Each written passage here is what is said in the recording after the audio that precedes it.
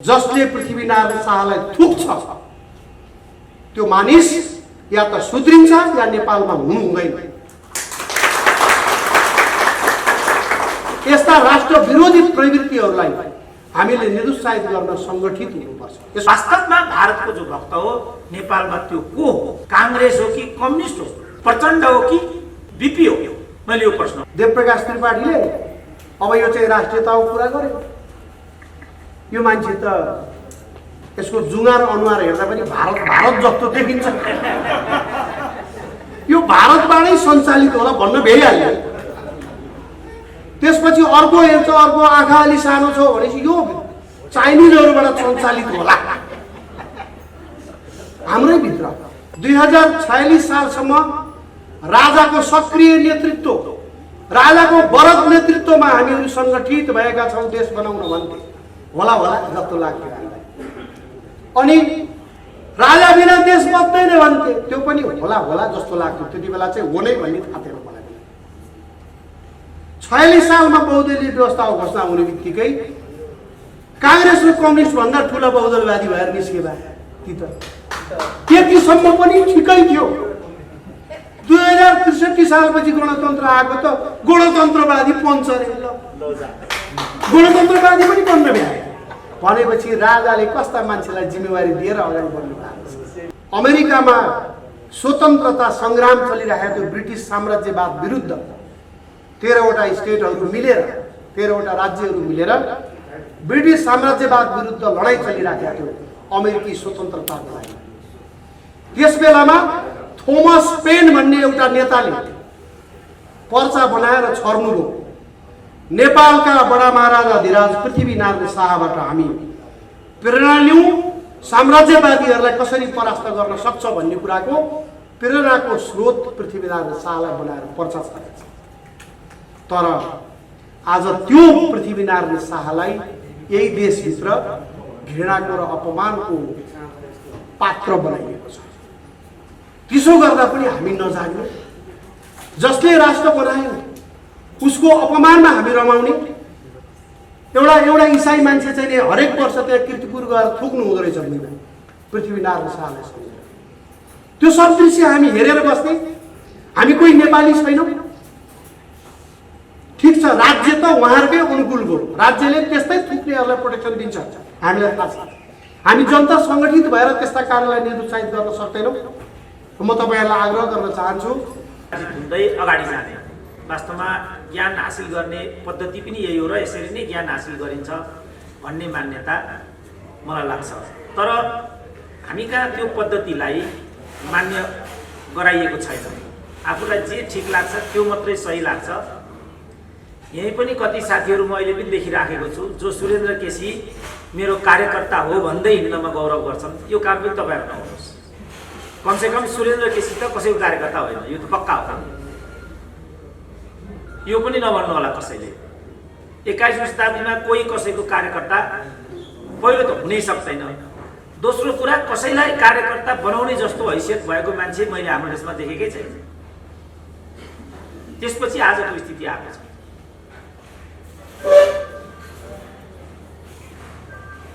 दुःख लाग्दो कुरा छ, एकदमै दुःख लाग्दो कुरा। त्यसकारण हामी पछि परेका छौँ।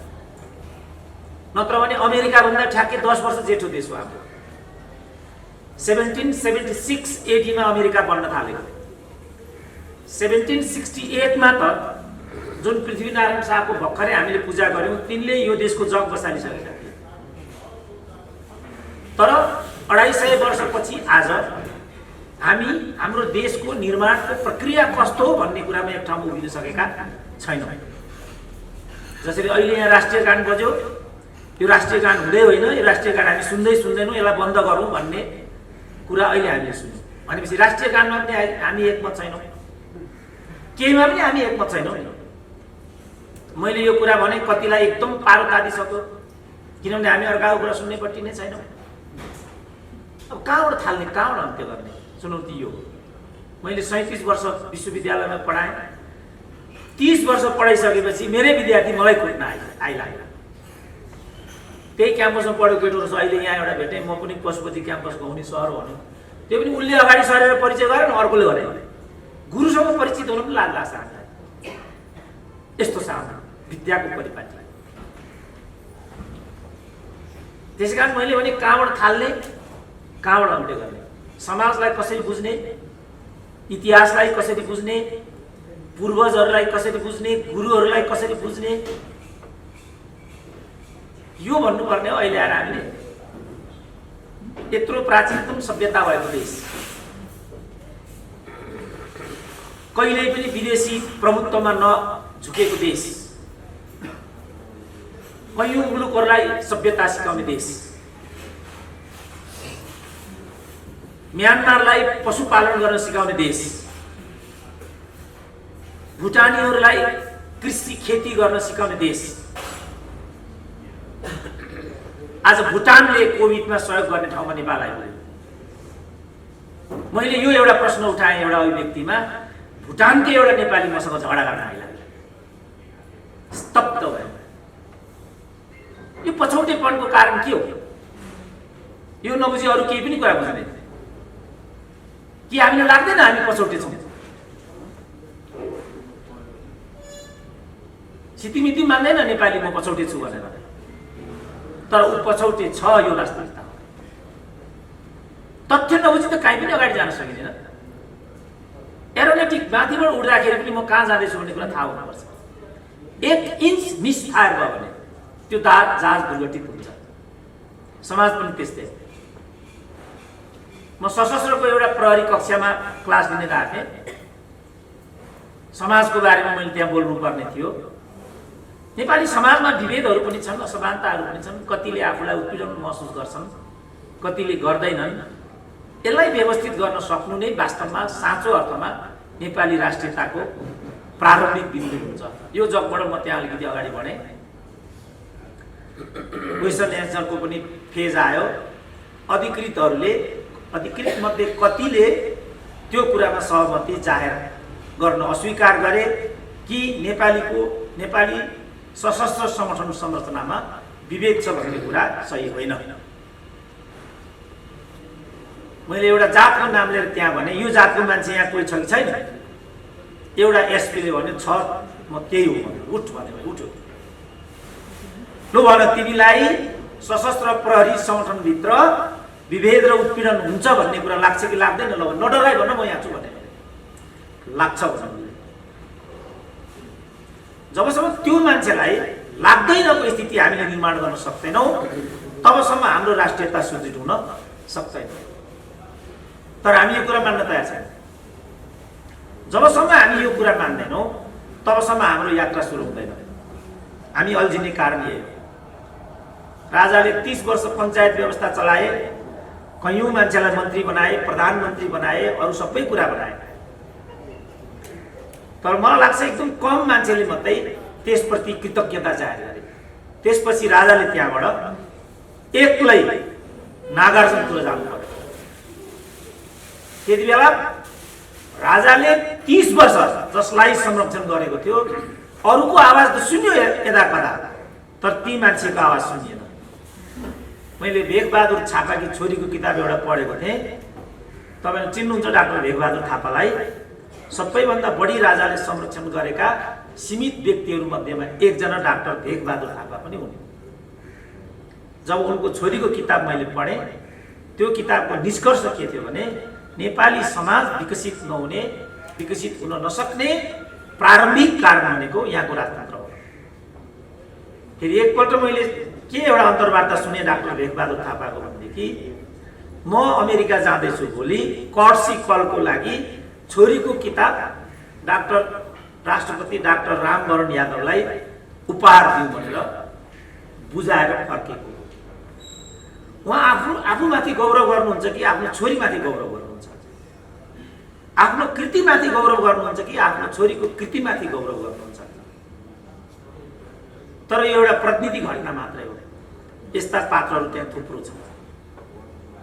त्यसपछि कम्युनिस्ट भए ठाउँमा आउँ, जो आजको मेरो टपिक हो। त्यसको मूर्धन्य नेता हाम्रो मञ्चमा हुनुहुन्छ आज, राधाकृष्ण मैनाली।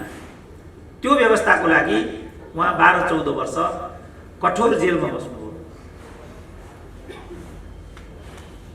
त्यसपछि उहाँको जे राजनीतिक आयाम गुज्रियो त्यो हाम्रो आँखाको अगाडि छ र आज उहाँ हाम्रो अगाडि साक्षात् पनि हुनुहुन्छ, पछि उहाँ बोल्नु पनि हुन्छ। उहाँको त्यो लामो जेल जीवनको अनुभूति के छ, राजनीतिक जीवनको अनुभूति के छ, के कारणले आज उहाँ त्यहाँ हुनुहुन्छ र अब उहाँ कहाँ जान चाहनुहुन्छ, नेपाली कम्युनिस्टहरू कस्ता थिए, त्यसपछि के भए, अनि कहाँ छन्, त्यसपछि के हुन्छ भन्ने मलाई लाग्छ साङ्गो पाङ्गो उत्तर यही नै। किन हिजो त्यो गरियो,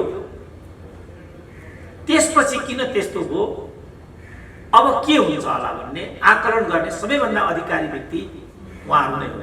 मैले 52 सालमा कम्युनिजममा विद्यावारिधि गरेको थिएँ। त्यसको निष्कर्ष के थियो भने नेपालमा कोही पनि कम्युनिस्ट छैन। नेपाल टेलिभिजनमा मेरो एउटा अन्तर्वार्ता आएको थियो एकपल्ट, कम्युनिजम भनेकै के हो, प्रश्न यो थियो त्यहाँ। मैले भनेको थिएँ उत्पादनका साधनमाथिको सामाजिकीकरण र सबैबाट आवश्यकता अनुसार, सबैलाई आवश्यकता अनुसार, सबैबाट क्षमता अनुसारको सिद्धान्त नै वास्तवमा कम्युनिजम हो। उत्पादनका साधन भनेको जति उत्पादन छ, जति कल कारखाना छन्, जति राष्ट्रिय सम्पत्ति छ, त्यसमा सबैको पहुँच हुनु पर्यो। उदाहरणको लागि 1 महिना अगाडि कम्युनिस्टको सरकार थियो नेपालमा, हामीहरू कोभिडमा थियौँ। त्यो सरकारले के भन्यो भने पिसिआर आफै गर्नुपर्छ, उपचार होइन, पिसिआर। पिसिआर भनेको कोभिडको प्रारम्भिक कुरा हो। त्यो पनि आफै गर्नुपर्छ भनेपछि राज्य जनताका लागि 1 रुपियाँ पनि खर्च गर्ने अवस्थामा छैन भन्ने कुरा हो। तर नेपालको अहिलेको संविधानले शिक्षाको ग्यारेन्टी गरेको छ, स्वास्थ्यको ग्यारेन्टी गरेको छ, रोजगारीको पनि ग्यारेन्टी गरेको छ र हाम्रो राजनीतिक व्यवस्था भनेको समाजवाद उन्मुख छ।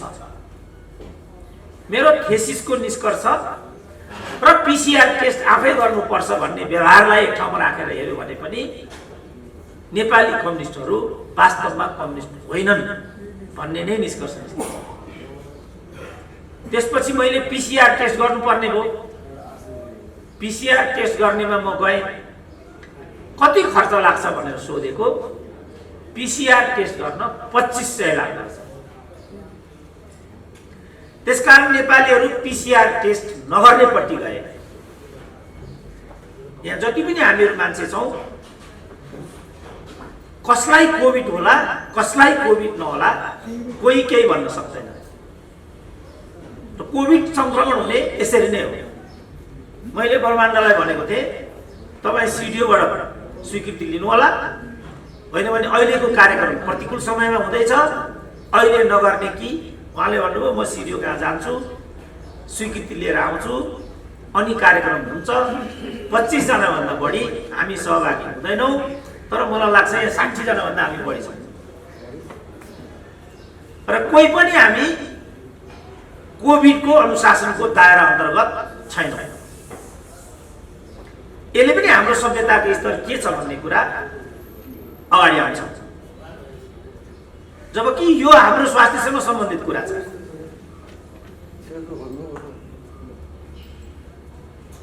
अब के भन्ने यसलाई,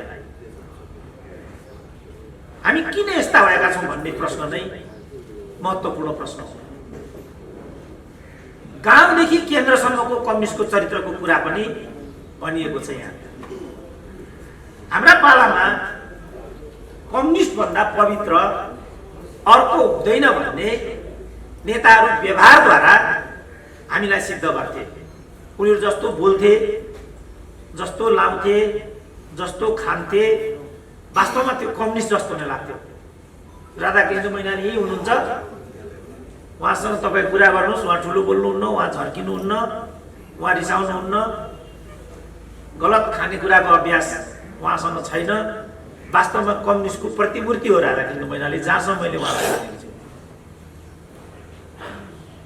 यसको ठुलो प्रभाव हुन्थ्यो हामीमा। एउटा विद्यालयमा म चिफ गेस्ट भएर आएको थिएँ यहाँ मण्डीका टारमा। त्यो विद्यालयको प्राङ्गणको अगाडिपट्टि गान्धीको फोटो थियो ठुलो, त्यसको तल लेखिएको थियो माई लाइफ माई मेसेज। त्यो एउटा तस्बिरले वास्तवमा गान्धीको दर्शन छोड्थ्यो। My life my message. Gandhi खराउ लगाउँथे, लुङ्गी बान्थे, शरीरको माथिल्लो भागमा परिधान पनि हुँदैन थियो, पोसाक हुँदैन थियो, ट्रेडिसनल चस्मा लगाउँथे, आश्रममा बस्थे, व्यक्तिगत सम्पत्ति थिएन। त्यसकारण त्यो ठुलो एउटा सन्देश थियो। मान्छेलाई त्यसको प्रभाव पनि पर्थ्यो। गान्धीयन टोपी भन्थे, गान्धीयन पोसाक भन्थे, नेहरूयन कोट भन्छन्। यहाँ पनि कति हाम्रो नेताजी एकजना लगाएको छ, ऊ भाइले लगाएको त्यही हो, नेहरू कोट भन्छन् त्यसलाई। नेहरूले लगाएर नेहरू कोट भएको त होला, त्यसले एउटा सन्देश दिन्थ्यो। हामी जस्तो जीवन पद्धति अभ्यास गर्छौँ, जस्तो खान्छौँ, खानुको मतलब के भने जस्तो खाइन्छ त्यस्तो सोचिन्छ, जस्तो खाइन्छ त्यस्तो गरिन्छ। सन्देश त्यसै दिन्छ त्यसले। म आफूलाई कम्युनिस्ट भन्छु, सबभन्दा तड्किलो भड्किलो जीवन मेरो छ, सबभन्दा विशालतम ऐयासी जीवनशैली मेरो छ भनेदेखि मैले आफूलाई कम्युनिस्ट भन्नुको केही पनि अर्थ छैन। म आफूलाई धार्मिक भन्छु, पहेँलो लुगा लगाउँछु, अरू कुरा गर्छु, तर म बेलुका डिस्कोमा जान्छु, के अर्थ छ त्यसको? माई लाइफ माई मेसेज भनेको त्यही हो।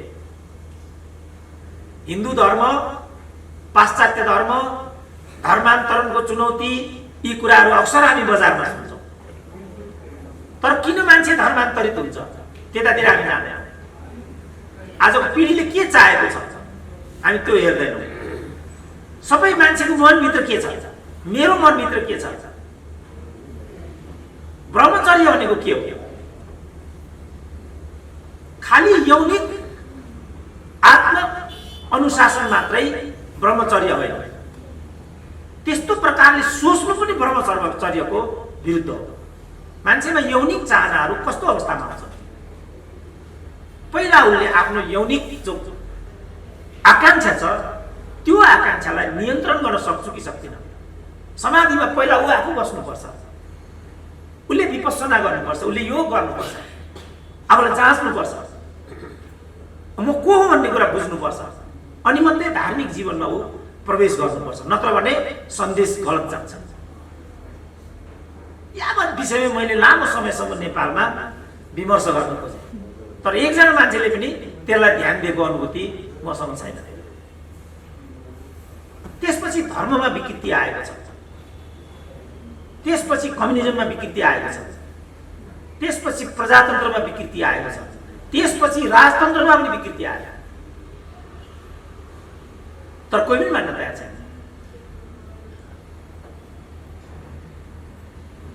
राजाको तस्बिर त्यहाँ राखेर, राजालाई ढोगेर,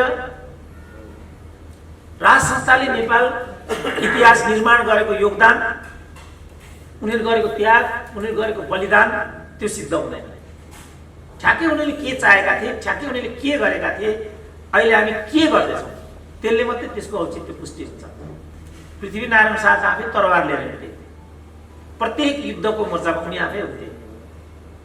कीर्तिपुरको पहिलो युद्धमा पृथ्वीनारायण शाहलाई मार्न मात्रै आँटिएको थियो।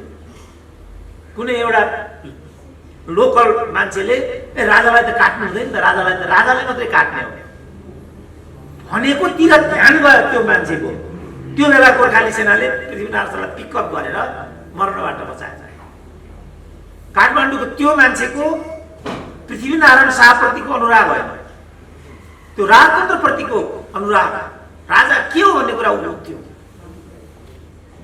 उसलाई यो राजासँग मतलब थिएन, ऊ राजासँग मतलब थिएन, ऊ राजाको रहित थियो, तर राजा सबै एक हुन् भनेर ऊ बुझ्थ्यो। उसको दार्शनिक आधार यो थियो र यो अनुसारको उसले आचरण गर्यो त्यहाँ। त्यसकारण पृथ्वीनारायण शाहको जीवन त्यहाँ रह्यो अनि हामीले यो देश पायौँ। अहिले मान्छेलाई ठट्टाको विषय भएछ, त्यसै बनायो होला त यो देश। तर यसको सैद्धान्तिक आधार के हो, यसको दार्शनिक आधार के हो? यसको वस्तुगत स्थिति के हो, यसको आत्मगत स्थिति के हो, के कारणले त्यो अभियान अगाडि आएको थियो, के कारणले त्यो टिक्यो, के कारणले नेपाल बन्यो। मलाई अब कहिलेकाहीँ दया जस्तो पनि लाग्छ, हँसी जस्तो पनि हुन्छ। विश्वविद्यालयमा अनेक पाठ्यांशहरू बन्छन्, अनेक पढाइ हुन्छ। तपाईँ जानुहोस्, अहिले पनि पृथ्वीनारायण शाहको अभियान गोर्खाको विस्तार थियो कि नेपाल राष्ट्रको एकीकरण थियो भन्ने डिबेट अहिले पनि चल्छ। त्यहाँ 250 वर्ष भइसक्यो यो देश बनेको। यो देश बन्नुको औचित्य थियो कि थिएन भन्नेमा डिबेट हुन्छ। आज म जन्मिसकेँ नि, अब यो जीवनलाई सार्थक बनाउने हो। मैले जन्मदाताहरूप्रति आफ्नो कृतज्ञता प्रकट गर्ने हो, पुष्टि गर्ने। मसँग योभन्दा अर्को विकल्प छैन। आमा बाबुलाई सरापेर उनीहरूप्रतिको कृतज्ञतालाई उपेक्षा गरेर मैले भोलिको पिँढीलाई के सिकाउनु खोजेको, के सिक्छन् त्यसबाट? हाम्रा पालामा आमा बाबुप्रतिको प्रतिबद्धता, कृतज्ञता, आमाहरू बाबुहरू आफ्नो जीवनका अभिन्न अङ्ग हुन् भन्ने त्यो सन्देश हामी जीवनबाट दिन्छौँ। आज आमा बाबु बोझ बनेका छन्। त्यही आमा बाबुले दिएको छोरो चाहिँ सबैभन्दा प्यारो, अनि त्यो छोरो जन्माउने आमा बाबु चाहिँ सबैभन्दा घिनलाग्दो भनेपछि हामीले जीवनलाई कसरी बुझेको? देशको कुरा त्यही हो। यो देश हामीलाई चाहिन्छ किन यसले हामीलाई जग दिएको छ, जमिन दिएको छ, अन्न दिएको छ, पानी दिएको छ, वायु दिएको छ, सबै कुरा दिएको छ। यो जग नै हाम्रो जीवनको आधार हो। तर हामीलाई यसको निर्माण प्रक्रियामा अब अहिले चित्त बुझ्दैन भने धेरै ढिलो भएन। यो संसारका राष्ट्रहरू कसरी बनेका हुन्? ब्रिटेन कसरी बनेको, जर्मनी कसरी बनेको, इटालीको नाम इटाली कसरी रह्यो, चीनको नाम कसरी चीन हो? भारत कसरी बनेको थियो? नजिकैको कुरा गरौँ, कसरी बनेको थियो? ब्रिटिसले एकपछि अर्को भारतीय राज्य थियो, त 700 भन्दा बढी राज्यहरू थिए। एकपछि अर्को राज्यलाई जित्ने क्रममा प्रकारान्तरले गएर विशाल भारत बन्यो। यसरी भारत बन्नुहुन्छ भने जुन प्रक्रियाबाट नेपाल बन्यो त्यसरी किन नेपाल बन्नु हुँदैन? आफ्ना प्रक्रियाहरू राष्ट्र बन्ने, जसरी मान्छेको व्यक्तित्व निर्माणको प्रक्रिया आफ्नो हुन्छ, जसरी धर्मका आफ्ना बाटाहरू हुन्छन्। धर्मको गन्तव्य त एउटै हो नि, मानव कल्याण, तर बाटाहरू आफ्ना छन्। बुद्धिस्टले आफ्नो बाटोबाट त्यो मानव कल्याण गर्न खोज्छ, हिन्दूले आफ्नो तरिकाले, क्रिस्चियनिटीले आफ्नो तरिकाले, कुनै अर्को धर्मले आफ्नो तरिकाले।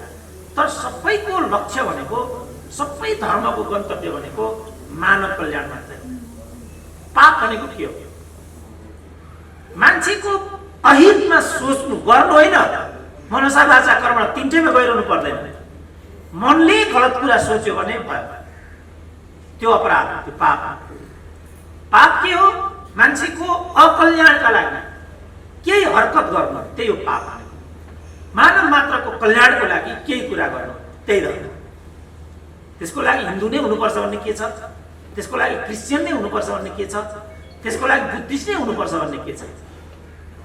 एउटै लक्ष्य कृत सङ्कल्पित भएर लाग्यो भने कुनै धर्म लिए पनि केही फरक पर्दैन।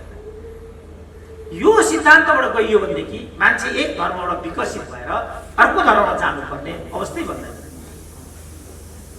जब त्यहाँ लालच आउँछ, जब त्यहाँ स्वार्थ आउँछ, त्यसपछि यी सबै कुराहरू हुन्छन्। महाभारतको शान्ति पर्वले भन्छ सुरुमा त राज्य पनि थिएन, किनभने त्यहाँ लोभ थिएन, पाप थिएन, अपराध थिएन, त्यसकारण राज्य पनि थिएन। जब लोभ आयो, जब पाप आयो, जब विभेदहरू आए, त्यसपछि राज्यको परिकल्पना गरियो। त्यो नियन्त्रण गर्नको लागि राज्य हो। प्रकारान्तरमा राज्य आफूभन्दा भिन्न विचारलाई नियन्त्रण गर्ने अस्त्रको रूपमा प्रयोग गर्न थालिसकेपछि सामाजिक द्वन्द्वहरू देखा परे। ती द्वन्द्वहरूलाई कसरी शमन गर्ने, त्यसको एउटा विधि कम्युनिजम हो। मैले बुझेको कम्युनिजम यति हो।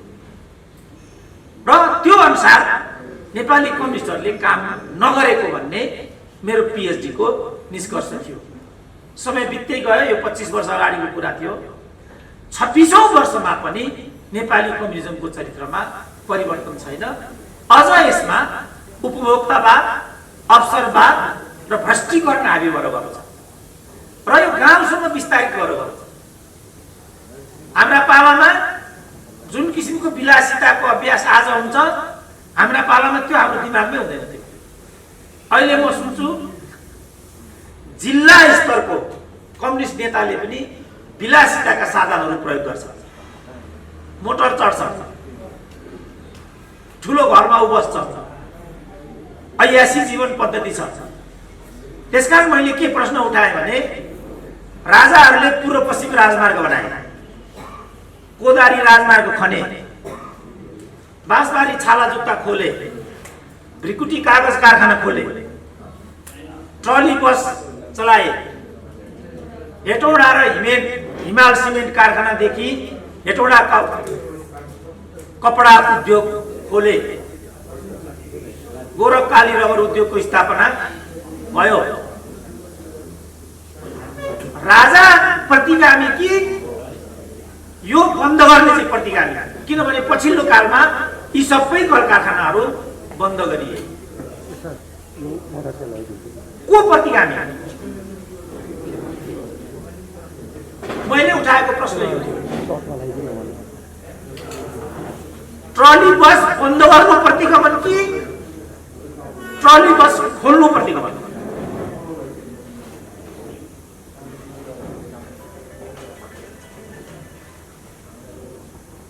के हो प्रतिगमन भनेको?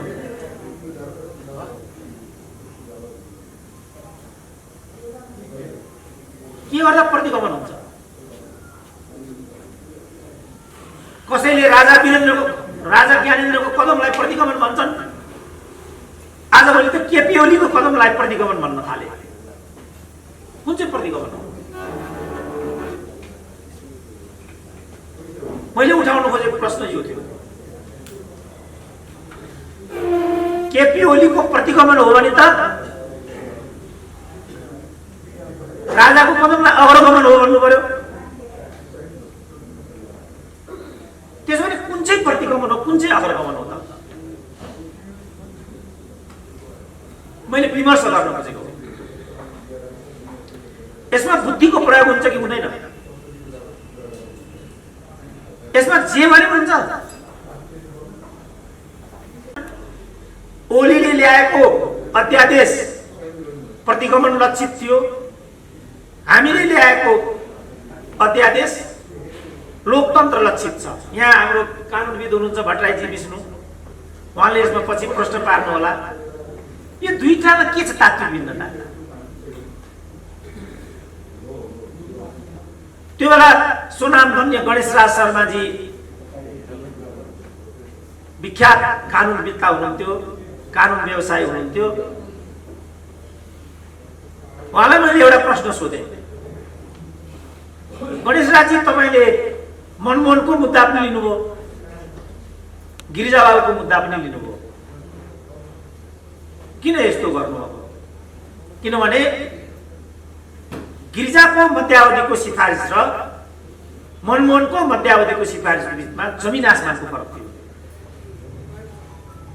यहाँ एउटा विभ्रम फैलाइएको छ कि त्यसमा केही पनि फरक थिएन र हामीहरू दिग्भ्रमित भएका छौँ। यहाँ हाम्रो पत्रकारजी पनि हुनुहुन्छ, देवप्रकाश त्रिपाठीजी, उहाँहरूलाई त हिक्का पनि होला। जमिन आसमानको फरक थियो यसमा। सक्यो? जमिन आसमान थियो त्यो दुईटाको बिचमा।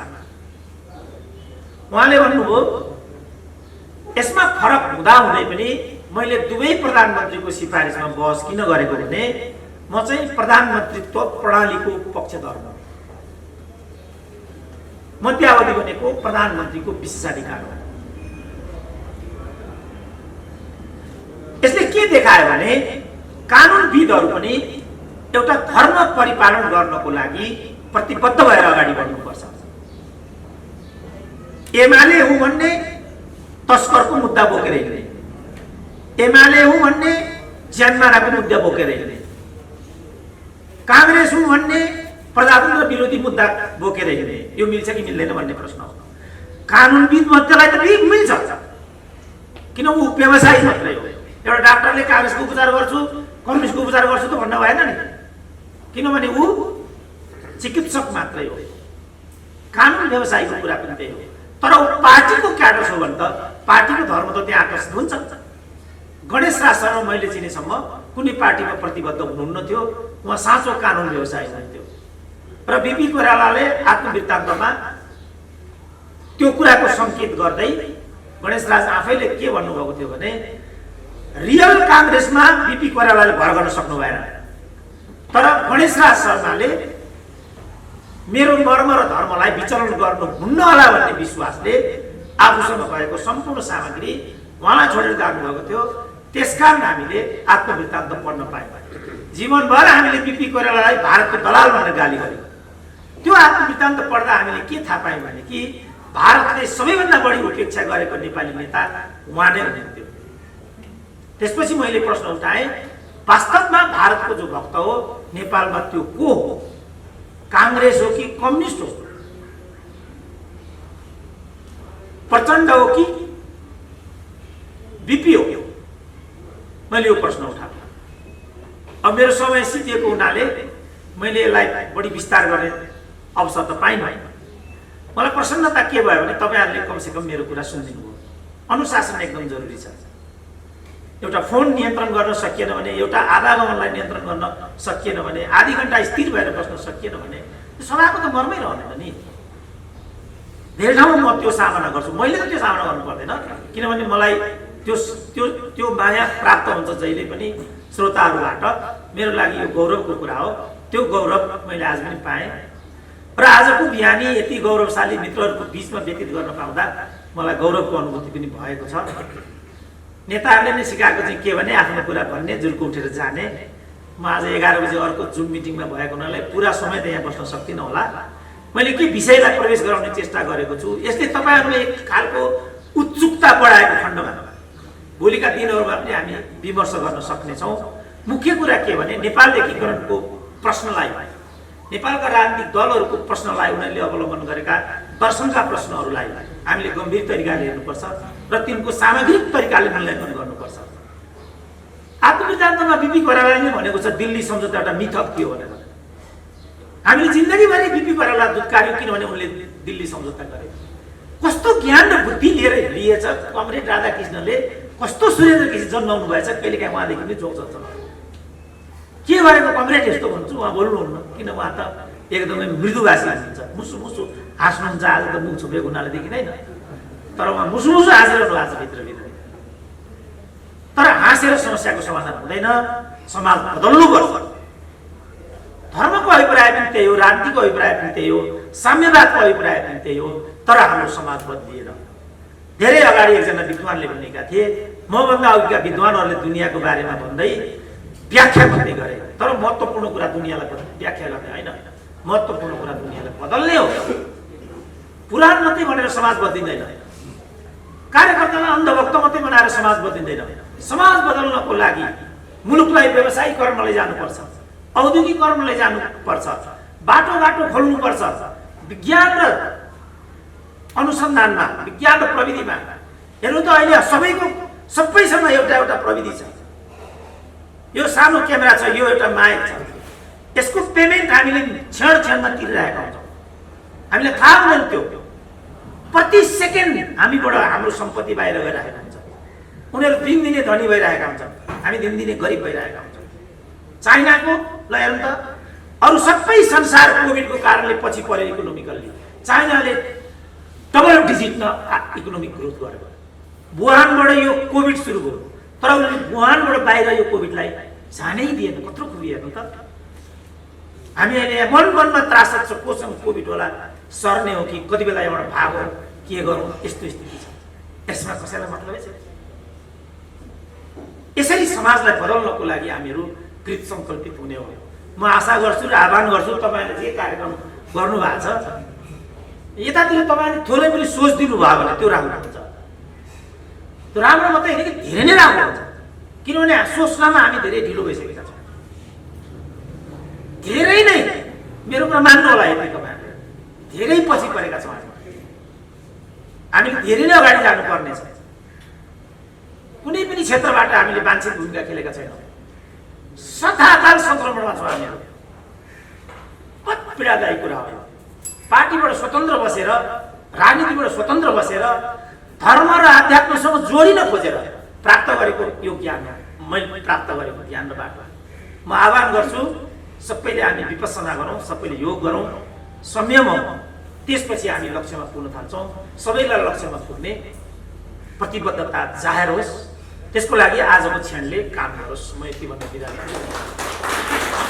मैले पढेसम्म, मैले बुझेसम्म जुन देश राजाले बनाएको, राजाको अगुवाईमा हामी सबै मिलेर बनाएको देश, मलाई लाग्छ विश्वको एकमात्र देश। कतिपय राजा भएका देशहरूमा राजा खोजेर ल्याएर थपना गरिएको छ। विभिन्न कारणले कसैलाई राजा बनाउनु परेको छ। तर नेपाल मात्रै एउटा यस्तो देश हो विश्वको जुन राजाले देश बनाए, त्यही राजाको वंशजलाई हामीले राजा मानेर बसिराखेका छौँ। गणतन्त्र 2065 सालमा घोषणा भयो। वास्तवमा त्यसको थालनी चाहिँ 1831 मा केपुचिन पादरीहरूलाई निष्कासन गर्ने बित्तिकै गणतन्त्रको बीजारोपण भएको थियो। धेरै वर्ष लगाएर गणतन्त्र स्थापना गरिएको। हामीमध्ये कतिलाई अहिले पनि एउटा भ्रम हुन सक्छ कि कलङ्कीमा जुलुस निस्कियो 20-50 हजारको भनेर राजाले नारायणहिटी छोडे भन्ने प्रकारको भ्रममा हामी छौँ। त्यो त रित पुर्याउन गरिएको एउटा कर्म थियो, कर्मकाण्डी कार्यक्रम थियो। त्यस कारणले राज संस्थाको विस्थापन भएको होइन। जुलुसले विस्थापन गर्ने भए केपी ओलीलाई त सकेन नि जुलुसले विस्थापन गर्न। अस्ति भर्खर 50औं हजारको जुलुस निकाले होइन, खोइ त के दरबार मार्ग अगाडि नै जुलुस गरेका थिए। तर जुलुसले एउटा सरकारको विस्थापन भएन, राज संस्थाको विस्थापन जुलुसले भयो भन्ने कुरा चाहिँ मिथ्या कुरा हो। त्यसको लागि धेरै लामो रणनीतिक तयारी थियो र धेरै ठुलो लगानी थियो।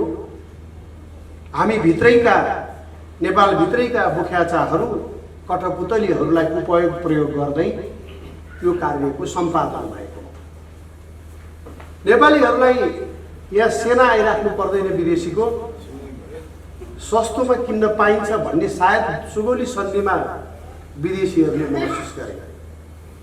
नेपालले जसलाई प्रतिनिधि बनाएर पठायो त्यही प्रतिनिधिलाई नै खरिद गरेर सुगौली सन्धिका 9वटा बुँदामा 9वटै बुँदा अर्काको पक्षमा गर्ने जात हो।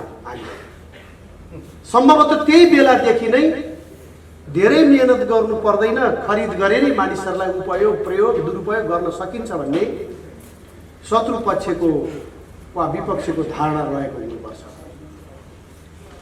हामीले राज संस्थाको बारेमा हेर्दाखेरि के देख्छौँ भने राजाहरू कहिले अलिकता खराब पनि जन्मिए होलान्,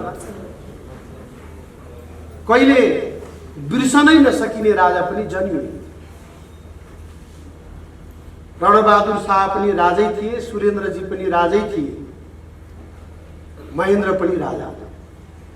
यदि एउटा कुनै राजा खराब भयो भनेर त्यति बेलै गणतन्त्र ल्याएको भए राजा महेन्द्रलाई हामीले पाउँदैन थियौँ। राजा महेन्द्र नपाएको भए अहिलेसम्म देश जोगिन्थ्यो भन्ने पनि लाग्दैन। तथ्यहरूले त्यो तथ्यहरूले देखाएको हो। विगतमा त्यसो त म पनि कम्युनिस्टहरूसँग प्रभावित भएको मान्छे थिएँ हुँ। जब म अलिकता बुझ्दै जान्ने भएँ, मैले कम्युनिस्ट आन्दोलनको औचित्य विश्वमै देखिनँ। मार्क्सवादभन्दा हाम्रा पूर्वीय दर्शनहरू नै धेरै उच्च कोटिका पाएँ। त्यसपछि मार्क्सवादप्रति विमति रहेपछि कम्युनिस्ट हुन मिल्दैन भनेर त्यसबाट अलग भइएको हो। अहिले डाक्टर हाम्रो सुरेन्द्र केसी सरले चाहिँ भन्नुभएको थियो कतापट्टिको यात्रा चाहिँ अग्रगमन हो कतापट्टिको प्रतिगमन हो भनेर। सिधा कुरा छ, पोलिटिक्सलाई कम्युनिस्टहरूले र अरू राजनीतिजीवीहरूले धेरै जटिल बनाए विषयलाई। राजनीति सजिलो छ, विषय धेरै सजिलो छ।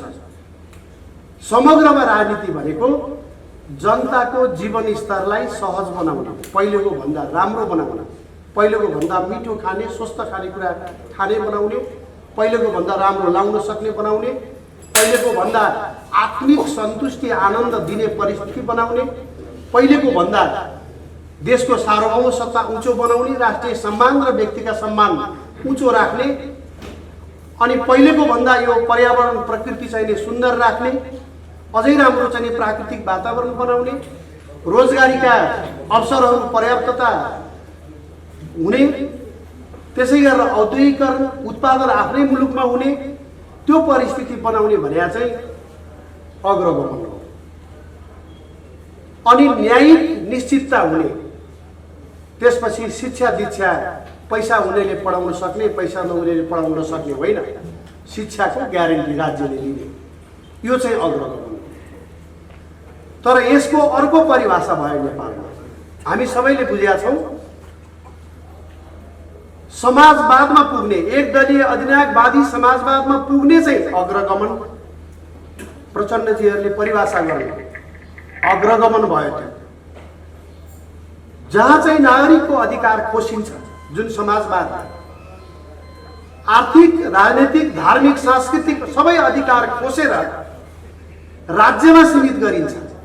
नागरिकको अधिकार खोज्ने, राज्यको अधिकार राज्यका नाममा कम्युनिस्ट पार्टीको, कम्युनिस्ट पार्टीको नाममा फलानु व्यक्तिको शासनलाई बलियो बनाउने अवस्था चाहिँ अग्रगमन प्रचण्डको परिभाषा हो। त्यसैलाई अहिले मानिराख्ने हो। अनि त्यो समाजवादमा पुग्ने बाटो छेक्नेहरू चाहिँ प्रतिगमन प्रतिगामी हो। अनि अस्ति भर्खर एउटा कुरा मलाई बडा अनौठो लाग्यो, प्रचण्डजीहरूले भनिदिनु भयो केपी ओली प्रतिगामी भयो भनेर। संविधान मिच्यो, केपी ओलीले संविधान जान लाग्यो भनेर भन्नु। अनि हामी राष्ट्रवादी देशभक्त भन्नेहरूले पनि ताली बजायो, केपी ओली मुर्दाबाद, संविधान मिच्न पाइँदैन भने हामीले पनि। यो के हो? म हेरिराखेका थिएँ, जसले मुलुकमा यो संविधानको विस्थापन चाहेको छ, यो संविधानको विस्थापन त्यसै राजनीतिक ईर्ष्यावश आग्रहवश होइन, यो संविधान र देश सँगसँगै जान सक्दैन भनेर दुईटा मध्ये एउटा रोज्नुपर्छ। एक थरी मानिस संविधान बचाउनको लागि आफ्नो जीवन समर्पण गर्न खोजेका छ, हामी देश बचाउनु पर्छ भनेर लागिरहेका छ। संविधान र देश दुईटा मध्ये संविधानै ठुलो हो भनेर एक थरी मान्छे भनिराखेका छन्। अनि तिनका पछाडि मानिसहरूले ताली बजाउँदै ठिक हो, संविधानै ठुलो हो, यो महान उपलब्धि हो भनेर राखेका छन्। यो संविधान देश विरोधी संविधान हो, यो उहाँहरूलाई पनि थाहा छ, यो बनाउनेहरूलाई पनि थाहा छ। तपाईँहरूमध्ये कतिले कोठाभित्र कुरा गर्नुभयो भने उहाँहरूलाई थाहा छ यो संविधानले शान्ति दिँदैन, अस्थिरता दिँदैन र समृद्धि र विकास दिँदैन।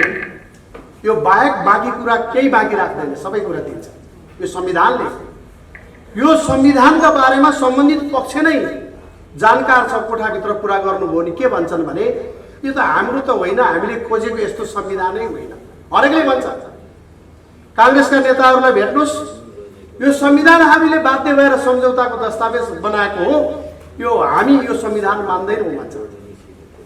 कम्युनिस्टलाई भन्नुहोस्, हामीले खोजेको त अर्कै संविधान हो, यो हामीले चाहेको संविधान यो होइन भन्छ। हरेक पक्षलाई सोध्नुहोस्। अस्ति त्यो राष्ट्र संस्था र हिन्दू राष्ट्रको एजेन्डा बोकेर संविधानलाई फेरि बनाउन सहयोग गर्नुभएको थियो एकजना नेताले। उहाँले पनि यो संविधानको अहिले चाहिँ फेरि विरोध गरेका छन्, बनाइसकेपछि विरोध गर्ने। त्यस्ता चरित्रहरू पनि छन्। र सबभन्दा दुःखको कुरा त के हो भने सम्पूर्ण सत्ता शक्ति सामर्थ्य हातमा हुँदा राज संस्थाको अपरिहार्यता पुष्टि गर्न नसक्ने, नखोज्ने, त्यसलाई स्थापित गर्न नसक्ने गइसकेपछि हामी फेरि ल्याउँछौँ भनेर चाहिँ सक्रिय भएको देखिन्छ। सक्रिय हुनु राम्रो कुरा हो, तर कति विश्वास गर्ने, कति भरोसा राख्ने भन्ने कुरा चाहिँ मुख्य प्रश्न हो। हामीले राजाको कारणले मात्रै राष्ट्रियताको कुरा उठाएको होइन, राष्ट्रियताको कारणले राजाको मुद्दा उठाएको। राष्ट्रलाई के चाहिन्छ त, यो राष्ट्र बस्नको लागि के चाहिन्छ भनेर हेर्दा के चाहिने रहेछ भन्ने कुरा हामीले आइडेन्टिफाई गर्दा राज संस्था एउटा अपरिहार्य पक्ष देखियो। त्यसका पछाडि अरू पनि छन्, धर्म सापेक्षता पनि हो। धर्म सापेक्षता अपरिहार्य पक्ष हो। एकीकृत सार्वभौम सत्ता अहिले त विखण्डन गरिएको छ, सार्वभौम सत्ताको 7 वटा विभाजन गरिएको छ। एकीकृत सार्वभौम सत्ता पनि नेपाली राष्ट्रियताको बलियो आधार हो। यस्ता 10 वटा आधारहरू छन् नेपाल उभिने। त्यसैले यहाँ अर्बौं खर्बौं लगानी गर्दाखेरि पनि हाम्रो देशमा गृहयुद्ध नहुने कारण के हो भने हामी जगैदेखि विभिन्न कारणले आपसमा मिलेर बसेका छौँ। पश्चिमाहरूले पछिल्लो समयमा लगानी गरेको हिसाब किताब गरियो भने अहिले केही संस्थाहरूले बाहिर ल्याउन थालेका छन्। ओपन सोसाइटीले चाहिँ आफ्नो वेबसाइटमा राखेका छ 3 अर्ब रुपियाँ हामीले यो संविधान बनाउन खर्च गर्यौं। 3 अर्ब रुपियाँमा 45 करोड पत्रकारलाई, 90 करोड वकिललाई, 90 करोड वकिललाई र बाँकी अरू रकम चाहिँ राजनीतिजीवीहरूलाई वेबसाइटमा हेर्न सक्नुहुन्छ। ओपन सोसाइटीको वेबसाइटमा एउटा संस्थाको मात्रै हो त्यो। यस्ता 20औं संस्थाहरू क्रियाशील थिए नेपाललाई संघीय तान्त्रिक गणतन्त्र धर्मनिरपेक्ष बनाउनको लागि खर्बौं रुपियाँ विदेशीहरूले सहयोग गरे। हामीले नजिकबाट चिनेको हुनाले भारतले मात्रै यसलाई यो अवस्थामा पुर्याइदियो भन्ने हामीलाई एउटा विश्वास छ, तर रियालिटी त्योभन्दा अलिकता फरक देखिन्छ। अलिकता म विगतको सन्दर्भमा चर्चा गर्दा म केही कुराहरू राख्न चाहन्छु। एउटा सत्य के हो भने जति बेला यहाँ यो व्यवस्था कि अव्यवस्था ल्याइयो, त्यो ल्याउने बेलामा सिधै आएको होइन, छलकपट गरेको, अर्कैको सहारामा सत्ता पाउने, सत्ता पाइसकेपछि क्रान्ति गर्ने, यो नीति हो नेपालमा भएको। एजेन्डा सबै बोकेर, एजेन्डा अगाडि सारेर हामीले यस्तो राजनीतिक प्रणाली ल्याउने भनेर 63 सालको परिवर्तन गराइएको होइन। पहिला जसरी भए पनि सत्तामा पुग्ने, सत्तामा पुगिसकेपछि राजनीतिक क्रान्ति गर्ने भन्ने योजना अनुसार भएको। त्यसैले तपाईहरुले 12 बुँदे सम्झौतामा तपाईहरुले के पाउनुहुन्न भनेदेखि संघीयता, गणतन्त्र, धर्मनिरपेक्षता यी केही पनि पाउनुहुन्न। यी केही पनि कुरा लेखिएको छैन। लेखिएको भए यो पाउनुहुन्न थियो। लेखिएको भए यो आजको अव्यवस्था, आजको यो व्यवस्था, यो संविधान आउँदैन थियो। त्यो एउटा रणनीतिक प्रयास थियो, रणनीतिक योजना थियो र यो योजनामा विभिन्न विदेशी शक्तिहरू निर्णायक भूमिकामा थिए। जब राजा वीरेन्द्रले मुस्ताङ विद्रोहमा, झम्पा विद्रोहलाई नियन्त्रण गर्नको लागि पहल गर्नुभयो र खम्पा विद्रोहलाई समाप्त गर्नुभयो, एउटा छिमेकीको विरुद्ध अर्को छिमेकीलाई प्रयोग नगर्ने नीति उहाँले अवलम्बन गर्नुभयो। त्यसपछि राज संस्था छैन्जेलसम्म राज्य कमजोर नहुने, राज्य कमजोर नभइकन विदेशीको भूमिका स्थापित नहुने, यो ठहर भएपछि योजनाबद्ध रूपमा राज संस्थाको विरुद्धमा परिस्थितिलाई, रणनीतिलाई केन्द्रित गरियो। यो पनि हामीले, यो आज म समयको अभावले गर्दा म धेरै व्याख्या गर्न सक्दिनँ, तर शीर्षक भए पनि भन्छु।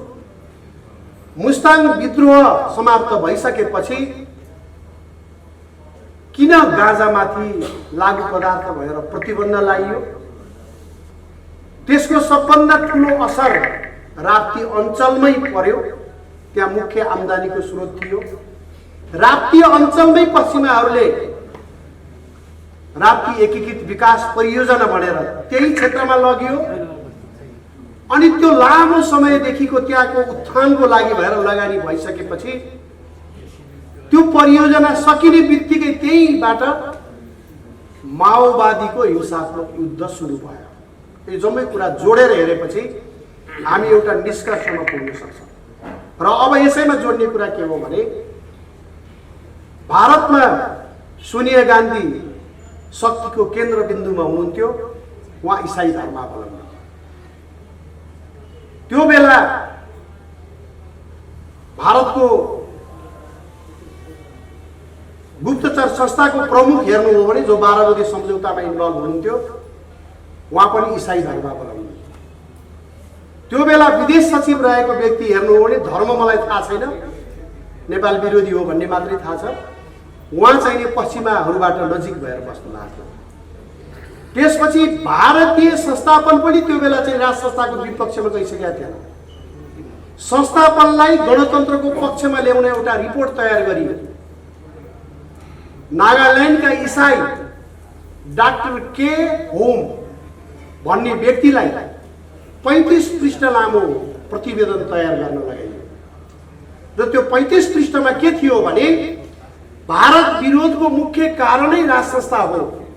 राज संस्थालाई विस्थापित गरियो भने भारत मैत्री वातावरण नेपालमा बन्छ भन्ने त्यो कुरालाई झुटमुट सब कुरा सामेल गरेर पुष्टि गरियो, गर्ने कोसिस त्यो दस्तावेजमा गरियो।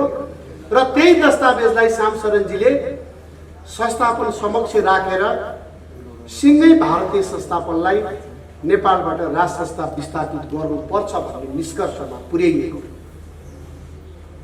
र एउटा लामो प्रयास, मैले भने नि केपुचिन पादरीको निष्कासनबाट सुरु भएको इसाईहरूको प्रयास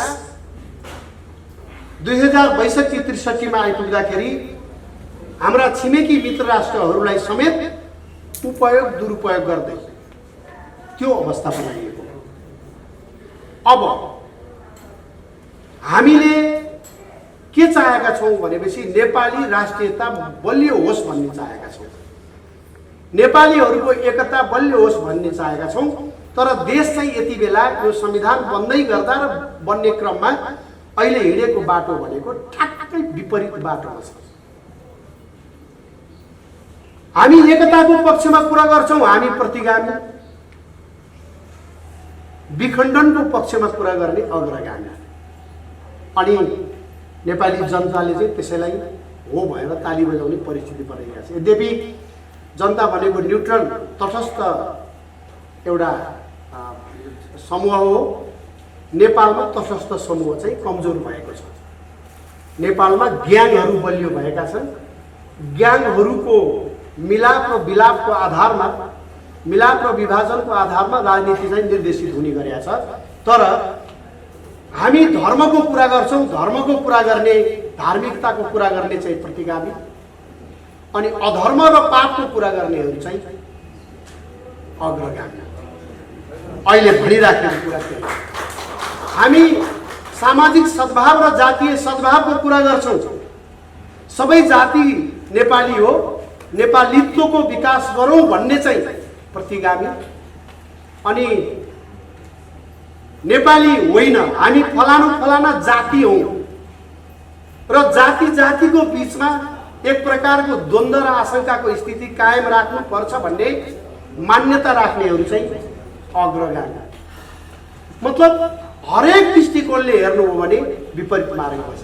हामी भन्छौँ पर्यावरण एकदम राम्रो हुनुपर्छ, प्राकृतिक जो वातावरण अहिले असन्तुलित भएर गएको छ यसलाई एकदम सुदृढ बनाउनुपर्छ, पहाडहरू भत्काउनु हुँदैन, जङ्गलहरूको संरक्षण हुनुपर्छ, खोला नालाहरूको संरक्षण हुनुपर्छ भन्ने चाहिँ प्रतिगामी। अनि होइन, खोला नालालाई पनि स्काभेटर लगेर चाहिँ डोजर हालेर ध्वस्त बनाउनुपर्छ, पहाड भत्काउनुपर्छ, रुख काटेर भए पनि पैसा कमाउनुपर्छ, लुटेर भए पनि पैसा कमाउनुपर्छ, प्रकृति विनाश गरेर भए पनि भोलिको पुस्ता जहाँसुकै जाए तर हाम्रो पुस्ताले हामीले चाहिँ पैसा बनाउनुपर्छ भन्नेहरू चाहिँ अग्रगामी। विपरीत मार्गमा देश हिँडिरहेको छ। यो अवस्थामा म शेरबहादुर देउबा, माधव कुमार नेपाल प्रचण्ड, अर्को के नाम अहिले गोर्खाबाट उता खटिया छ नि तराईतिर, उहाँहरू जो एकताबद्ध भएर अहिले जुन प्रयास गरिराख्नु भएको छ, यो प्रयास भनेको नेपाललाई थप क्षति पुर्याउने अर्को प्रयासको क्षति हो।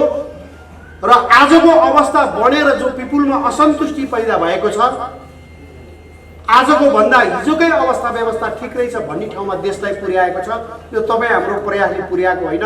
म शेरबहादुर देउबा, माधव नेपाल, प्रचण्ड, टी भट्टराई, केपी ओली लगायतलाई हार्दिक धन्यवाद दिन चाहन्छु। तपाईँहरूको कारणले जनताले, मानिसले थाहा पाउन पाए कि देश काङ्ग्रेस, कम्युनिस्ट, राप्रपा, अर्को के मधेसी समूहबाट देश चल्दैन भन्ने कुरा हामीले प्रमाणित गर्दै आए। उहाँहरू आफैले प्रमाणित गरिदिनु भयो र देश कहिले पनि उहाँहरूको नेतृत्वमा अगाडि प्रगतितर्फ जान सक्दैन, एकताबद्ध भएर अगाडि बढ्न सक्दैन भन्ने उहाँहरूले पुष्टि गरिदिनु भयो। त्यस निम्ति म उहाँहरूलाई विशेष धन्यवाद दिन चाहन्छु। उहाँहरूको कारणले हामीले एउटा महसुस गर्न पाएका छौँ कि देश चाहिँ चलाउने हो भनेदेखि राजालाई पनि एउटा ठाउँ दिनुपर्ने रहेछ। सबै नेपालीले अपनत्व फिल गर्ने एउटा संविधानै बनाउनु पर्ने रहेछ, सबैलाई अवसर निश्चित गर्ने, सबैको बहुसङ्ख्यक जनताको धार्मिक भावको, राष्ट्रियताको भावको सम्बोधन गर्नुपर्ने रहेछ भन्ने कुरा अहिले आएर सबैले रियलाइज गर्न थाल्नु भएको छ नि। र अर्को कुरा, यहाँ अघि मलाई एकजना बहिनीले भन्नुभयो, अब अफगानिस्तानमा जस्तो तालिबानले जस्तो नलडिकन यहाँ केही होला जस्तो छैन भन्नुभएको थियो। हामीले एउटा बुझ्ने कुरा के हो भने त्यो जटिल मार्ग छ। हामी सनातनीहरू, हामी ओमकार परिवारका मानिसहरू हिंसामा विश्वास गर्दैनौँ। तर त्यो अवस्था भनेको कहिलेसम्म भनेदेखि हाम्रै शास्त्रले भनेको छ आफ्नो ज्यान जोगाउनको लागि चाहिँ हिंसा गर्न पनि जायज हुन्छ भनेको छ। आफ्नो देश जोगाउनको लागि चाहिँ हिंसा गर्नु पनि जायज हुन्छ भनेको छ। हामीलाई हिंसामा जान बाध्य पार्ने छैनन् भन्ने अझै पनि ठान। हामीले बन्दुक उठाउनु नपर्ने परिस्थिति बनाइदिउन् भन्ने हामीले अपेक्षा राख्यौँ, किनभने हाम्रो शास्त्रले हामीलाई हिंसाको बाटोमा सकभर नजाऊ भनेको छ। हामी जाँदैनौँ। जनतालाई कन्भिन्स गरेरै, जनतालाई काउन्सिलिङ गरेरै हामी एउटा देशको परिवर्तनको पक्षमा वातावरण बनाउन सक्छौँ। तर अहिलेको स्थिति भने चाहिँ के हो भनेपछि केपी ओली एकजनाले संविधानको एउटा दुईटा अन्तर्वस्तुहरूमा फरक मत राख्नु। सम्भवतः हामी सबैले थाहा पायौँ संहिताको बारेमा उहाँको रिजर्भेसन, उहाँले अलिकता पशुपतिमा एउटा जलरी के चढाउनु भएको थियो, राम मन्दिर भनेर एउटा त्यहाँ चितवनमा के बनाउनु भएको थियो, त्यसपछि पश्चिमाहरू उठिहाल्यो। यही केपीले संविधान समाप्त गर्ने भयो। अब हामीले संविधान रक्षाको लागि एकजुट बनाइदिनुपर्छ भन्ने ठाउँमा चाहिँ देशलाई पुर्याइयो नि। त्यसैले कति सचेत छ अर्को पक्ष, शत्रु पक्ष यो संविधानको रक्षाको लागि भन्ने कुरा हामीहरूले बुझ्नुपर्ने कुरा यहाँनिर छ। हामी कतिपयलाई लाग्छ हामीहरू तुरुन्तै गएर युट्युबमा उफ्रेपछि, हामीहरू तुरुन्तै गएर चाहिँ एउटा कुनै टेलिभिजनमा उफ्रेपछि र अर्को माइती घर, स्थायी विरोध प्रदर्शन स्थल माइती घरमा चाहिँ गएर उफ्रिसकेपछि देश परिवर्तनको आधार बन्छ भन्ने भ्रममा हामी छौँ। असम्भव। त्यसले फुर्सदको समयलाई सदुपयोग गर्न सक्छ, त्यसले कुनै पनि परिणाम ल्याउन सक्दैन। त्यसैले म सबै राष्ट्रवादी देशभक्त मान्यजन र मित्रजनहरूलाई के आग्रह गर्न चाहन्छु भने हामी अलिकता गम्भीर हुन जरुरी छ। हामी कहाँ त एउटाले अर्कोलाई नटेर्ने हो। देवप्रकाश त्रिपाठीले अब यो चाहिँ राष्ट्रियताको कुरा गर्यो। यो मान्छे त यसको जुङ्गार अनुहार हेर्दा पनि भारत जस्तो देखिन्छ। यो भारतबाटै सञ्चालित होला भन्न भइहाल्यो। त्यसपछि अर्को हेर्छ, अर्को आँखा अलि सानो छ भनेपछि यो चाइनिजहरूबाट सञ्चालित होला। हाम्रै भित्र अनेकौं प्रकारका शङ्का उपशङ्का पैदा गराइदिने, हाम्रै भित्र चाहिने अस्थिरताको स्थिति बनाइदिने, अनेकता र शङ्काको स्थिति बनाइदिने काम हामी मध्येकै साथीहरू गर्छ, हामी मध्येकै मानिसहरू गर्छ। म छक्क परेको छु। राष्ट्रवादी देशभक्तहरू र साधु सन्तहरूको बिचमा एकता कहिले नै हुँदो रहेछ। म त यहाँ मात्रै होला भनेको अफगानिस्तानको स्थिति हेरेको राष्ट्रवादी तर कसैले इरानबाट पनि सहयोग ल्याएर रहेछन्, कसैले पाकिस्तानबाट, कसैले उज्बेकिस्तानबाट, कसैले विभिन्न ठाउँबाट ल्याएर रहेछन्। लडाइँ चाहिँ मुख्य शीतयुद्धका मुख्य देशहरू एकपटक सोभियत सङ्घसँग लडेछन् राष्ट्रको लागि, एकपटक अमेरिकासँग लडे राष्ट्रको लागि, तर सहयोग विभिन्न ढङ्गले प्राप्त गरे। त्यहाँ पनि राष्ट्रवादीहरूकै बिचमा अनेकौँ मतान्तर भएर यो समस्या पैदा भएको रहेछ। नत्र यति लामो समय नलाग्न पनि सक्छ, त्यहाँको एउटा राष्ट्रवादीहरूको विजय हो। अब फेरि अर्को अर्थ लाग्छ, तालिबानलाई चाहिँ समर्थन गर्यो, तालिबानलाई राष्ट्रवादी भन्यो भने म तपाईँहरूलाई प्रश्न गर्न चाहन्छु, जिज्ञासा राख्न चाहन्छु। त्यहाँ 42% पस्तुनहरू छन्। 42% पस्तुनहरूलाई राज्यका सबै अवसरहरूबाट वञ्चित गरेर उनीहरूको धर्म परम्परामा दारी राख्नुपर्ने नियम थियो, दारी काट्न अनिवार्य गरेर त्यहाँका मुसलमानहरूलाई धर्म मान्न नपाइने अवस्थामा पुर्याएर 25,000 भन्दा बढी मुसलमानहरूको राष्ट्रवादीहरूको देशभक्तहरूको हत्या गरिएको छ। 15,000 भन्दा बढी राष्ट्रवादीहरूलाई, त्यहाँका राष्ट्रवादीहरूलाई जेल हालिएको छ। हजारौँ हजार मानिसहरूलाई बेपत्ता बनाइएको छ राष्ट्रवादी आन्दोलनको दरमियानमा। त्यहाँको बहुसंख्यक जनताको मनोभावना विपरीत धर्मनिरपेक्षता लादिएपछि सुरु भएको हो अफगानिस्तानको पछिल्लो समस्या। जसरी यहाँ देशलाई हिन्दू राष्ट्र बनाउनु पर्छ भन्ने सुझाव लाखौं मानिसहरूबाट प्राप्त भएको जानकारी भएपछि त्यो सुझावको पोको नै नखोलिकन इलामको हाम्रो एकजना हुनुहुन्छ, उहाँले चाहिँ नि पढ्ने 601 जनाले ताली बजाउने, सबभन्दा बढी उहाँहरूले दुःख गरेको, सभासदहरूले दुःख गरेको भनेको ताली बजाउने दुःख गरेको। उहाँहरूलाई कस्तो संविधान बनायो भन्ने कुरा थाहा छैन। अहिले हामी हरेकलाई भेटेर सोधौँ के त्यस्तो पो रहेछ संविधानमा भन्ने, के बनाइ भन्ने थाहा छैन। त्यसरी त्यो अवस्थाबाट संविधान जारी गर्ने र अनि अहिले भनिएको के छ भनेपछि जनताको जनमतद्वारा, जनप्रतिनिधिद्वारा बनाइएको संविधान भनिएको छ। अफगानिस्तानमा धर्मनिरपेक्षताको विरुद्धको लडाइँबाट सुरु भएको थियो, राष्ट्रियताको लडाइँबाट सुरु भएको थियो। यहाँ पनि बहुसंख्यक जनताको भावनालाई जबरजस्ती कुल्चेर जान खोजियो। मैले एकचोटि प्रचण्डजीलाई भने 2070 सालको चुनावमा उहाँले आफ्नो असली साइजमा आइपुग्नु भएको थियो, त्यस्तै कति 20-25 सिट जित्नु भएको थियो। त्यसपछि उहाँ धेरै तनावमा हुनुहुँदो रहेछ, मेरो भेट भएको थियो। उहाँलाई मैले भने अब तपाईँहरू माथि उठ्ने हो भने विगतको गल्ती, विगतको पापहरूको लागि जनतासँग क्षमा माग्दै हिन्दू राष्ट्रको पक्षमा उभिनुभयो भने तपाईहरूलाई जनताले अलिकता सिम्प्याथी राख्न सक्छन् भने मैले। अनि उहाँले भन्नुभयो अब हेर्नुहोस् भने कम्युनिस्ट भइया छ, अब सिधै हिन्दू धर्म त कसरी भनौँ भन्ने। तपाईँले चाहिँ कमसेकम जनमत सङ्ग्रहबाट निर्णय गरौँ त भन्न सक्नुहुन्छ नि भनेको। त्यसो भयो भने त हिन्दूहरूले जितिहाल्छ नि, कहाँ भन्ने, यो मलाई भने थियो। उहाँलाई सबै थाहा छ हामी ज्यादती गरेका छौँ, हाम्रो शक्तिको स्रोत जनता होइन अर्कै हो भन्ने कुरा।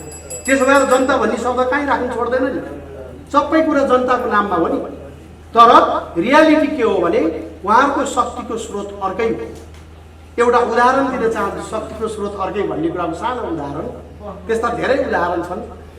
कैयन कुराहरूमा हेर्नुभयो भनेदेखि सबै दलका नेताहरूले विरोध गरेको कुरा हुन्छ कुनै विषयमा, कसैको नियुक्तिमा, सम्झिनु होला आफू, सबै दलका नेताहरूले विरोध गरे हामी नियुक्ति हुन दिँदैनौँ भनेर। भरे नियुक्ति भयो त, कहाँबाट भयो भने मतलब यस्ता धेरै प्रकारका घटनाहरू छन् जो डमीहरू, मुख्याचाहरूले एउटा चाहिँ सामान्य धर्म निर्वाह गरे मात्रै हुन्, देखाइएको मात्रै हो।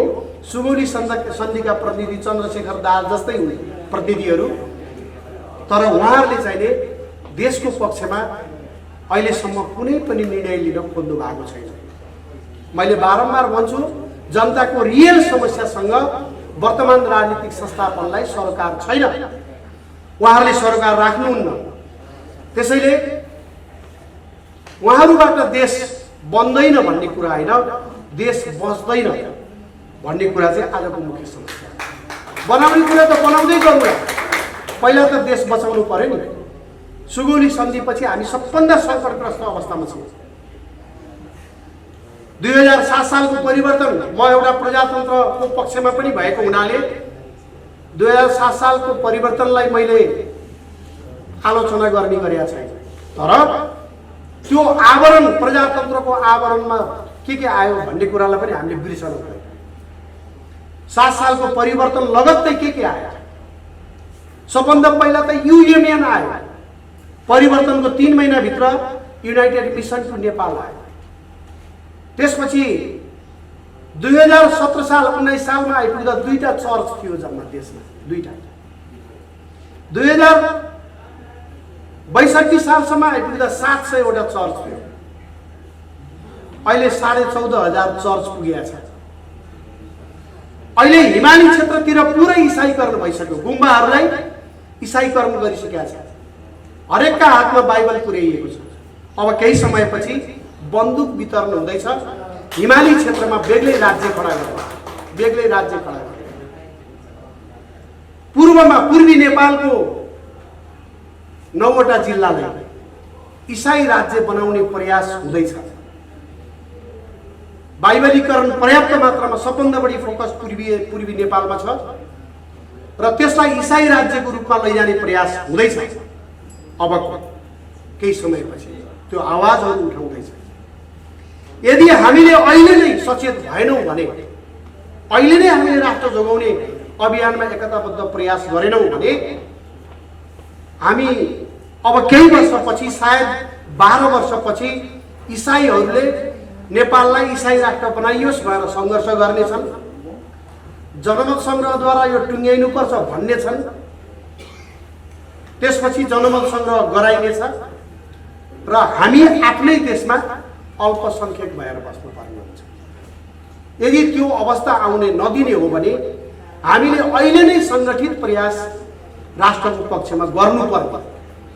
तर यो बिचमा मैले हेरेँ, मैले त धेरै यो राष्ट्रवादी नेताहरूसँग मेरो व्यक्तिगत परिचय थिएन।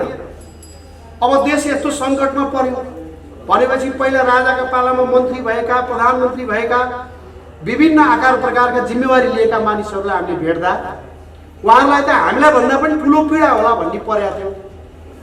भेटको सुरुवातमै के कुराहरू आउन थाल्यो भने मलाई प्रधानमन्त्री बनाउने हो भनेदेखि चाहिँ हामी मिलेर जान सक्छौँ भन्ने कुरा आयो। कतिपयले चाहिँ मेरो स्पेस चाहिँ के हुन्छ त्यहाँ भनेर सोध्न थाल्यो।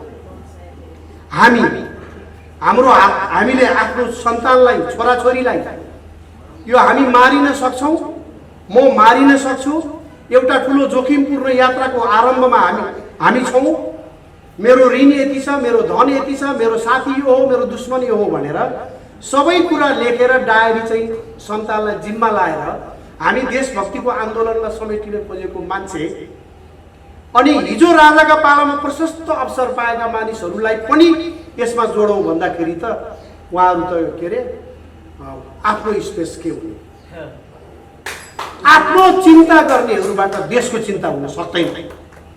त्यसैले हामीले जो मानिसहरूलाई देशको मात्रै चिन्ता छ ती मानिसहरू एक ठाउँमा उभियौँ भनेदेखि पनि यो राष्ट्रलाई अहिले बचाउँ, त्यसपछि बनाउँ, त्यो ठाउँमा हामी पुर्याउन सक्छौँ। तर अहिले चाहिँ त्यसको ठुलो अभाव देखियो। त्यो मलाई बडा व्यक्तिगत रूपमा पनि मलाई धेरै दुःख लागेको छ। हुन त दुःख नमान्नु पर्ने हो, किनभने 2046 सालसम्म राजाको सक्रिय नेतृत्व, राजाको वरद नेतृत्वमा हामीहरू सङ्गठित भएका छौँ देश बनाउन भन्थे होला जस्तो लाग्थ्यो। अनि राजा बिना देश बच्दैन भन्थे, त्यो पनि होला जस्तो लाग्थ्यो। त्यति बेला चाहिँ हो नै भन्ने थाहा थिएन मलाई।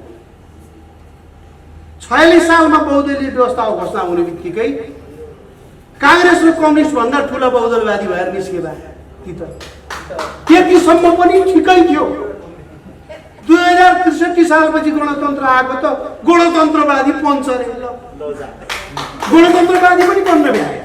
भनेपछि राजाले कस्ता मान्छेलाई जिम्मेवारी दिएर अगाडि बढ्नु भएको छ?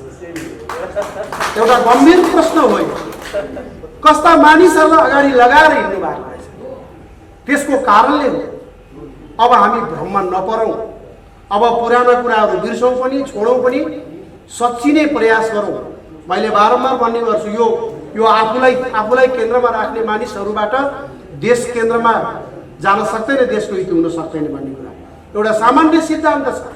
जसलाई पृथ्वीको चिन्ता हुन्छ उसलाई देशको चिन्ता नहोला, जसलाई देशको चिन्ता छ उसलाई जिल्लाको चिन्ता नहोला, जसलाई जिल्लाको चिन्ता छ उसलाई गाउँको चिन्ता नहोला, जसलाई गाउँको चिन्ता छ उसलाई परिवारको चिन्ता नहोला, जसलाई परिवारको चिन्ता छ उसलाई आफ्नो चिन्ता हुँदैन, जसलाई आफ्नो चिन्ता छ उसलाई कसैको पनि चिन्ता हुँदैन।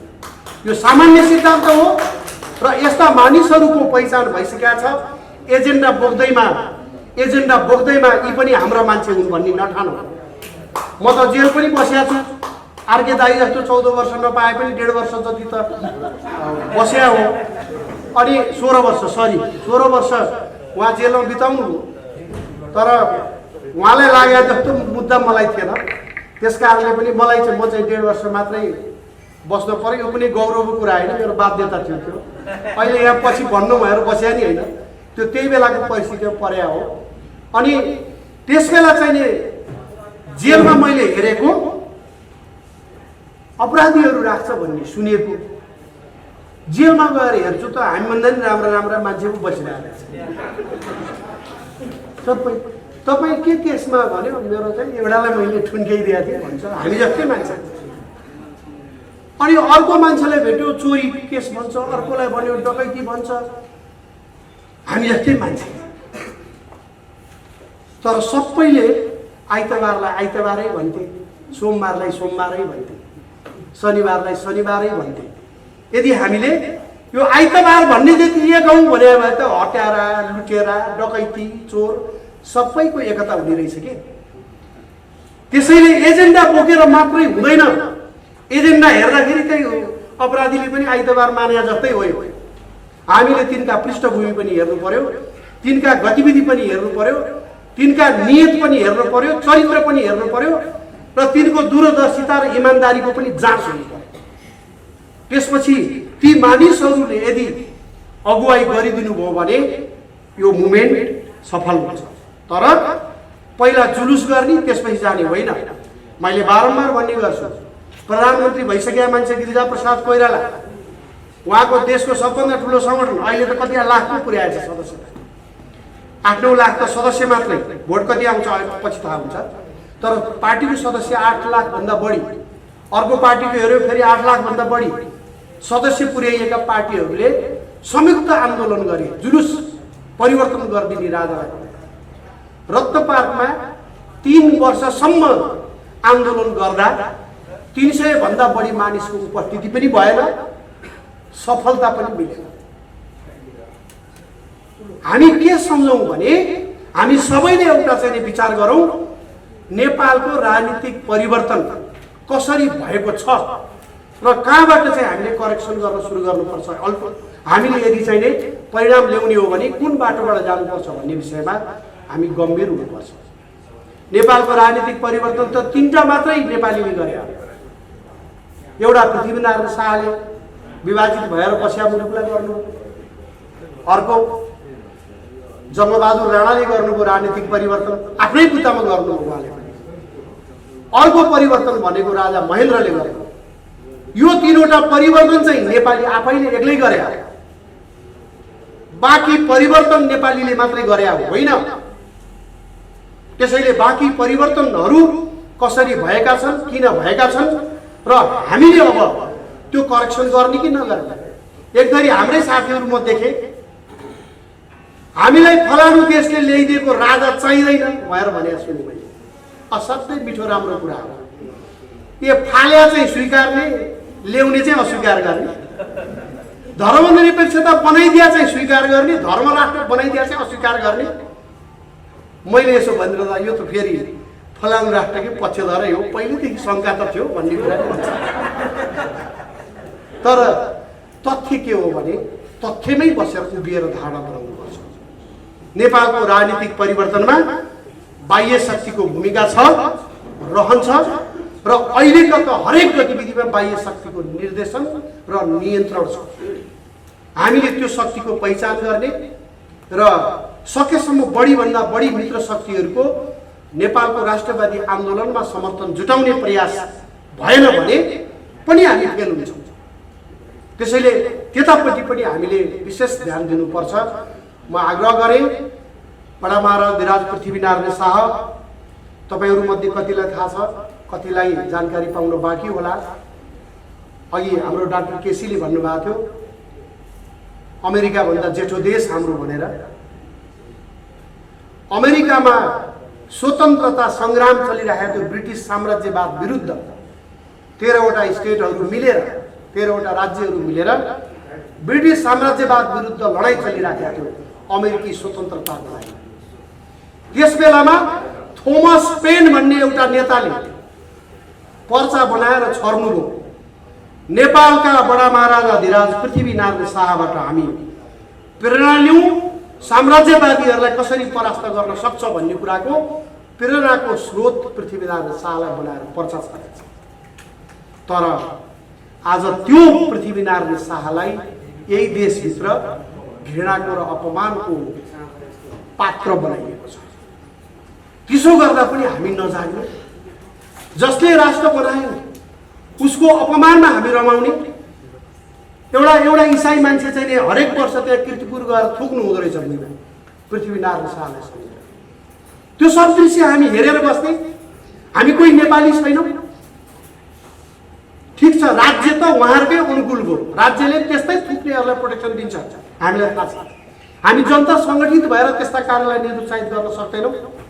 म तपाईँहरूलाई आग्रह गर्न चाहन्छु, अब आगामी पुस 27 गते जसले पृथ्वीनारायण शाहलाई थुक्छ त्यो मानिस या त सुध्रिन्छ या नेपालमा हुनु हुँदैन।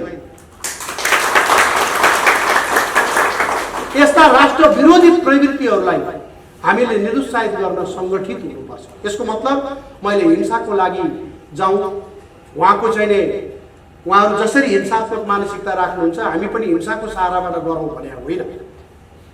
मात्रै के भनेको हो भने राष्ट्र विरुद्धमा भएका, राष्ट्रता विरुद्धका गतिविधिलाई जनस्तर, कथित जनस्तरबाट भएका गतिविधिलाई त जनस्तरबाटै मुकाबिला गर्न सकिन्छ नि। त्यसको लागि हामी अलिकता सङ्गठित प्रयास गरौँ भनेर पनि म आग्रह गर्न चाहन्छु। हामीले यो देश पाएका छौँ। मैले चाहिँ उल्टो दिशामा हिँडेको यात्री हो। मलाई पहिला केटकेटीमा पञ्चायतले देश बनाउँदैन भनेर भने, आफूभन्दा उमेर बढी भएका धेरै पढेकाहरूले चाहिँ भनेपछि होला भन्ठाने, अनि पञ्चायत फाल्न भएर हिँडियो। त्यसपछि अब अहिले म 56 वर्ष पुरा भएपछि कस्तो ठाउँमा आइपुगेको छु भनेपछि अब चाहिँ देश बचाएर मर्नु पर्ला है भन्ने ठाउँमा आइपुगेको छु।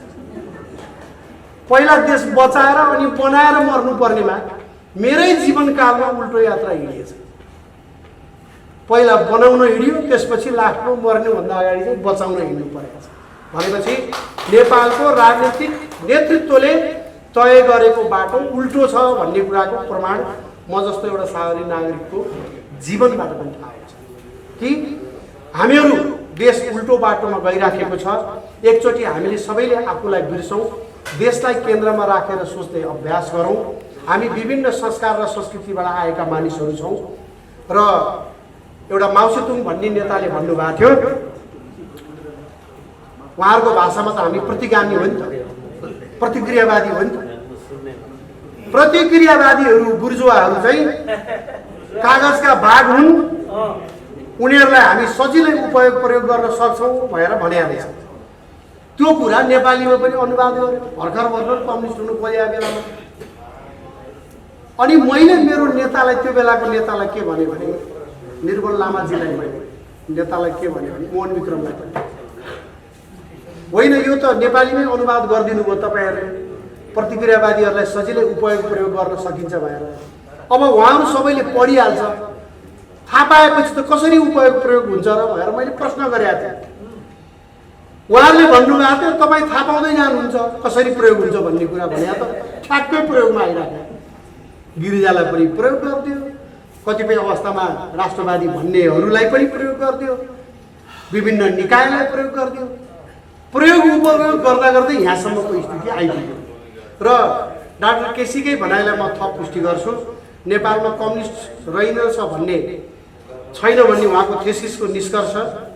तर मेरो एउटा निष्कर्ष चाहिँ के छ भने कम्युनिस्ट संसारभरिका कम्युनिस्टको आचरणले उनीहरू बिग्रिउन्, कम्युनिस्ट दर्शन उनीहरूले नबोकुन्, कम्युनिस्टका अरू सिद्धान्त नबोकुन्, तर संसारभरिका कम्युनिस्टहरूको एउटा विचार चाहिँ उनीहरूले छोड्दैन। त्यस कारणले उनीहरू कम्युनिस्ट हुन्। त्यो के हो भने जसरी भए पनि सत्ता पाउनुपर्छ, पाएको सत्ता जसरी भए पनि टिकाउनुपर्छ। यो चाहिँ संसारभरिका कम्युनिस्टहरूको एक मत लागू हुन्छ।